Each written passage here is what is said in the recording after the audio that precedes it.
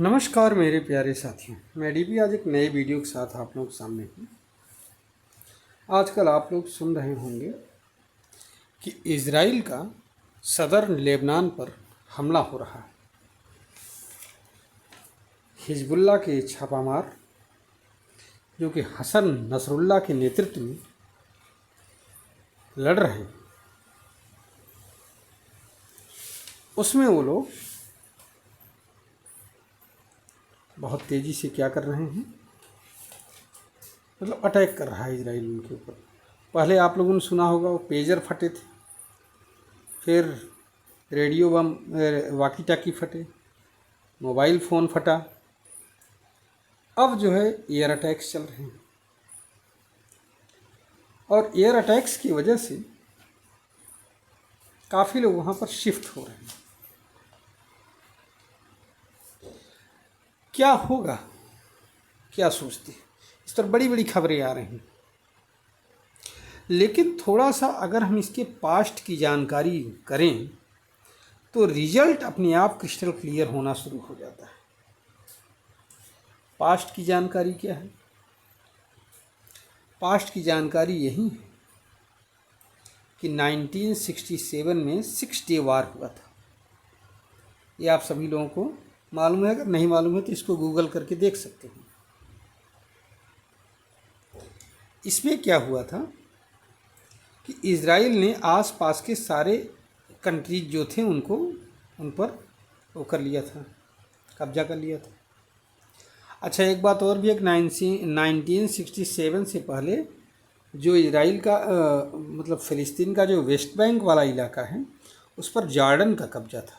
लेकिन 6 डे वार के बाद में इजराइल ने जॉर्डन को भगा दिया वहाँ से और अपने कब्जे में एरिए को ले लिया, वेस्ट बैंक। ये जो पीएलओ था उस ज़माने में, फ़िलिस्तीन लिबरेशन ऑर्गेनाइजेशन, ये भाग करके जॉर्डन चला गया। और जब जॉर्डन ने रोका कि देखो भाई, तुम लोग यहाँ आए तो हो, स्वागत है, लेकिन यहाँ से झगड़ा झंझट मत करना, मिसाइलें मत दागना, लेकिन ये माना नहीं पीएलओ। तो जॉर्डन ने क्या किया, पाकिस्तान की हेल्प से उस समय ब्रिगेडियर ज़ियाउल हक, अब आपकी समझ में आ ही गया होगा, पाकिस्तान आर्मी के थे उस ज़माने में ब्रिगेडियर, बाद में तो यहाँ पर ज़ियाउल हक वो भी बन गए थे, प्राइम मिनिस्टर भी बन गए थे, मालूम ही होगा आप लोगों को, पाकिस्तान में तख्ता पलट करके। तो ज़ियाउल हक के नेतृत्व में बमबारी हुई थी, कहाँ, जॉर्डन में। किसके ऊपर? पीएलओ के ऊपर। और ये पीएलओ भाग करके लेबनान चला गया। लेबनान ने भी रोका कि यार तुम लोग आए तो हो, चलो, लेकिन गड़बड़ मत करना। फिर गड़बड़ किए लोग, और गड़बड़ किए तो क्या हुआ कि इससे इजराइल अटैक करना शुरू कर दिया। इसी की वजह से फिर हिजबुल्लाह का वहाँ पर जन्म हो गया। किसकी हेल्प से? ईरान और सीरिया की हेल्प से। 1982 में इजराइल जो है हिजबुल्लाह पर अटैक करता है, और अटैक करते करते बेरूत तक पहुंच जाता है वहाँ पर।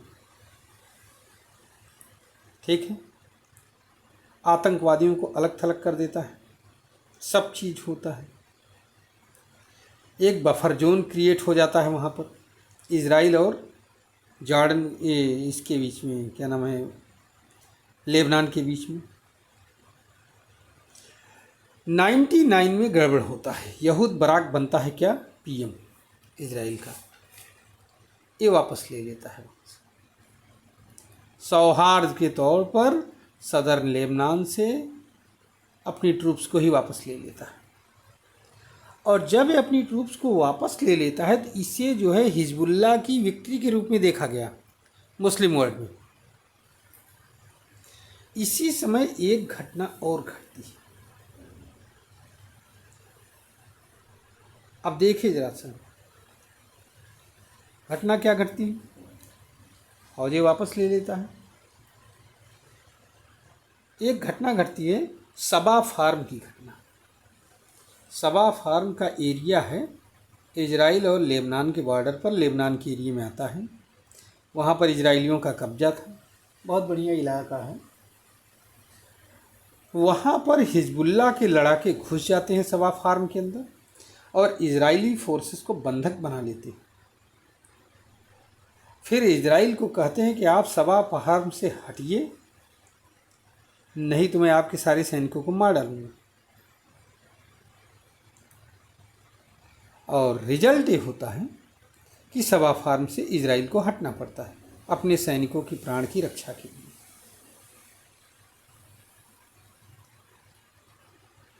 6 सालों में अब फिर 2000 से फिर शुरू होता है, 2006 तक की बात अब आ जाती है यहाँ पर।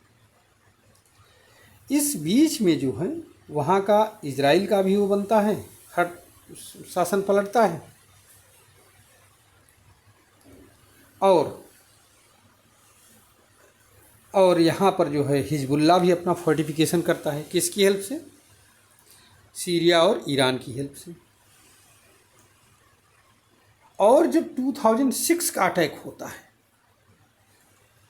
हिजबुल्लाह के ऊपर, तो हवाई अटैक तो कर ले जाते हैं थोड़ा बहुत, लेकिन जब ये ग्राउंड पर उतरते हैं तो हिजबुल्लाह के लड़ाकों ने इजराइल को बड़ी ज़बरदस्त डिफीट दिया था, क्योंकि वो फोर्टिफिकेशन अंदर से काफ़ी कर लिए थे और जो इजराइल के मरकावा टैंक थे उनको भी इन्होंने नस्तनाबूद कर दिया था। 10 से 12 मरकावा टैंक इजराइल के बेकार हो गए थे। ये था। आज फिर वही हालत दोहराई जा रही है। अच्छा, गलती यहीं पर हो गई थी जो वहाँ से हटे थे लोग, सौहार्द के नाते जो यहूद एलमर्ट के समय में हटे थे, यही गलती कर गए थे। प्रेजेंट टाइम में भी अगर आपको लग रहा है हवाई अटैक में तो इजराइलियों का पलड़ा भारी लग रहा है, लेकिन जब एक ग्राउंड फोर्सेस के साथ उतरेंगी, ग्राउंड फोर्सेस जब साथ में उतरेंगी तो इनको गुरिल्ला वार का वहाँ सामना करना पड़ेगा। क्योंकि 2006-2000 में भी ये जो इनकी हार हुई थी उसका कारण यही था कि जो सदर्न लेबनान का जो एरिया है उसकी टेरेन जो है बड़ी टफ है। वहाँ पहाड़ियाँ हैं, वहाँ जो है कैनियंस हैं, गार्जेज हैं, मतलब वहीं है, वैली रीजन है, एक से ख़तरनाक एरिया है। वहाँ ड्राई पूरा एरिया है, बियाबान टाइप का, उसमें फंस गए तो निकलना मुश्किल है, घुमावदार।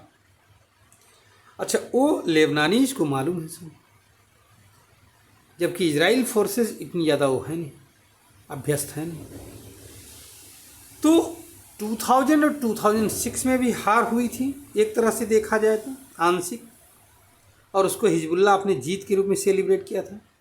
और अब जब अटैक हो रहा है तो क्या आपको नहीं लगता है कि क्या हिजबुल्लाह ने अपने आप को और नहीं बढ़ाया होगा अटैक के मोड में टेक्नोलॉजिकली? अब इजराइल की ग्राउंड फोर्सेस क्या इतनी मजबूत हैं कि उसको क्रॉस कर सकती है? उनके जो वो हैं, क्या नाम है उसको, जो छापामार युद्ध हो करेंगे, गुरिल्ला वार, उसको काउंटर कर पाएंगे? भाई फिलहाल पिछले अनुभव से तो नहीं लगता है, लेकिन अगर ऐसा होता है तो एक अच्छी बात है। हो सकता है वहाँ पर बफर जोन फिर क्रिएट हो जाए और फिर इजराइल और लेबनान के बीच में शांति हो जाए। लेकिन इजराइल के हित में तो यही होगा कि वहाँ पर बफर जोन क्रिएट करें बॉर्डर पर, नहीं तो ये लोग लगातार हमला करते रहेंगे। अब लेबनान या जो वो है, क्या नाम है, हिजबुल्लाह फोर्सेस है, ये नहीं चाहेंगे। अब देखना है कि इसका रिजल्ट क्या होता है। फिलहाल मैं अपनी वीडियो को यहीं पर समाप्त कर रहा हूँ और आप लोग इस पर अपना कमेंट लिखिएगा। धन्यवाद, नमस्कार, जय हिंद, जय भारत, वंदे मातरम। अगर आपको ये कंटेंट अच्छा लगा तो अपना कमेंट ज़रूर करिएगा। एक बार पुनः नमस्कार।